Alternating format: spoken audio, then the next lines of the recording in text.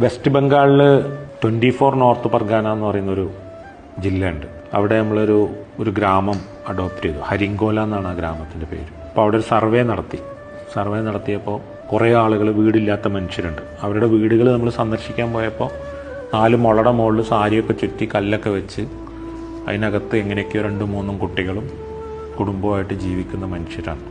അങ്ങനെ ഒരാളെടുത്ത് പോവുകയാണ് നമ്മൾ. വൈകുന്നേരങ്ങളിൽ ഈ എന്തെങ്കിലും ജോലി ചെയ്ത് വരുന്ന മനുഷ്യർക്ക് കാട്ടിൽ ബേൽ എന്ന് പറയുന്ന ഒരു പഴമുണ്ട്. ആ പഴം പറിച്ചു കൊടുന്ന് അത് സർബത്ത് കലക്കി അത് ₹1 ഒരു ഗ്ലാസ്സിന് വിറ്റ് ജീവിക്കുന്ന ഒരു മനുഷ്യനാണ്. അയാളുടെ വീട്ടിൽ 2-3 കുട്ടികളുണ്ട്. അപ്പം അദ്ദേഹത്തോട് പോയി പറയാണ്, നിങ്ങൾക്ക് വീട് വെച്ച് തരാൻ തീരുമാനിച്ചിട്ടുണ്ട്.